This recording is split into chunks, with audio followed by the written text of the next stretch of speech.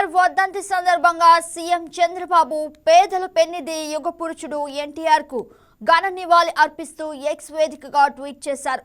తెలుగువారి ఆత్మగౌరవాన్ని ఆకాశమంత ఎత్తులో నిలబెట్టేందుకు పోరాటం చేశారని కొనియాడారు. 2 రూపాయలకే కిలో బియ్యం విప్లవాత్మక సంక్షేమ పథకాలతో చరిత్ర గతిని మార్చిన మహనీయుడు ఎన్టీఆర్ అని తెలిపారు. మరోవైపు టీడీపీ కేంద్ర కార్యాలయంలో జరగనున్న ఎన్టీఆర్ వర్ధంతి కార్యక్రమానికి చంద్రబాబు హాజరు కానున్నారు. ఇదే అంశానికి సంబంధించి మరింత సమాచారం మా ప్రతినిధి కుమార్ చంద్ లైవ్ లో అందిస్తారు. గుడ్ మార్నింగ్ కుమార్ చంద్, చెప్పండి. గుడ్ మార్నింగ్ గగన. తెలుగువారి ఆత్మగౌరవానికి ప్రతీకగా నిలిచినటువంటి ఉమ్మడి ఆంధ్రప్రదేశ్ మాజీ ముఖ్యమంత్రి నట సార్వభౌమ నందమూరి తారక రామారావు వర్ధంతి నేడు.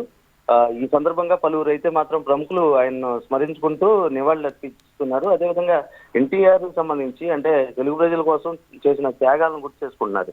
అంతేకాకుండా ఎన్టీఆర్ వర్ధంతి సందర్భంగా ఏపీ సీఎం చంద్రబాబు నాయుడు అయితే మాత్రం ఆయన్ను స్మరించుకున్నారు. ఎక్స్ వేదిక ఆయన ఘన నివాళులను అయితే అర్పించారు. అదేవిధంగా మాజీ ముఖ్యమంత్రి ఎన్టీఆర్ కారణ జన్ముడని, యుగ పురుషులని, పేదల పెన్నిదని, అన్న నందమూరి తారక రామారావు అని కొనియాడారు. అదేవిధంగా 30వ వర్ధంతి సందర్భంగా ఆ మహనీయుడికి ఘన నివాళులు అర్పిస్తున్నాను కూడా ఆయన పేర్కొన్నారు CM.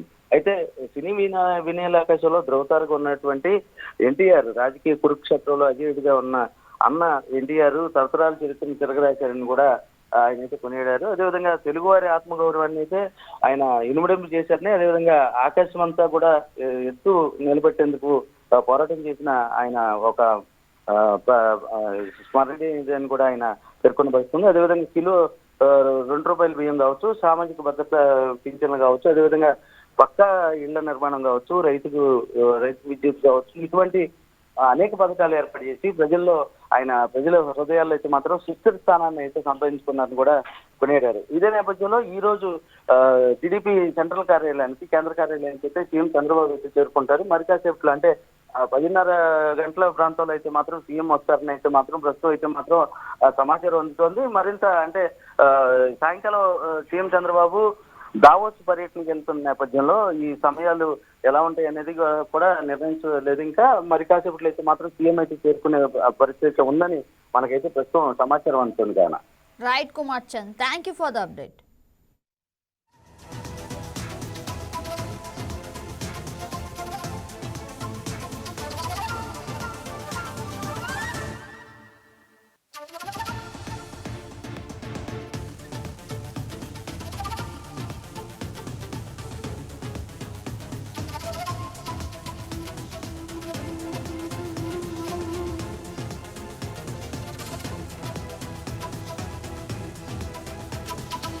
Please subscribe to YK TV Network. Please subscribe to YK TV. Please watch YK News.